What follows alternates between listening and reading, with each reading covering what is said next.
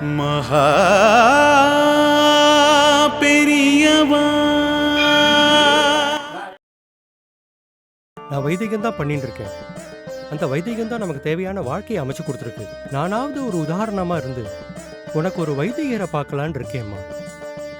எனக்கு பெரியவா தான் எல்லாம் அப்படின்னு பெருமையா பேசிக்கிறோம் இல்லையா, அதுக்கு தகுந்த மாதிரி நடந்துக்க வேண்டாமா? என் எதிர்காலத்தை பத்தி, என் வாழ்க்கையை பத்தி நீங்க ஒரு முடிவு எடுக்கிறேன் அப்படின்னா நன்னா அலசி ஆராய்ஞ்சு பார்த்திருப்பேன்னு தெரியும். நான் மற்ற பொண்கள் மாதிரி இல்லை, இருக்கவும் விரும்பல. அதுக்காக நான் நடைமுறை வாழ்க்கையை விட்டு விலகியும் இருக்க மாட்டேன். I want to enjoy the best of both the worlds. Love you கொடுத்ததா. என்னம்மா இல்லம்மா நொல்லமான்னு பாட்டி அம்மா சுத்தி வடச்சு சொல்லிட்டு இருக்கா. நான் நேர விஷயத்துக்கு வரேன்.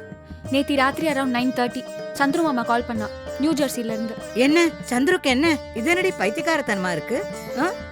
இருந்து இருந்து இங்க வரான், இங்க நம்மாத்துல வந்து தங்காம அங்க வந்து இருக்கேன்னா என்ன அர்த்தம்? உங்ககிட்ட தான் கேக்குறேன். போன தடவை கூட இங்கதானே வந்து தங்கினா, உடம்பு தான் இங்க இருக்கு, மனசெல்லாம் சந்துரு தான்.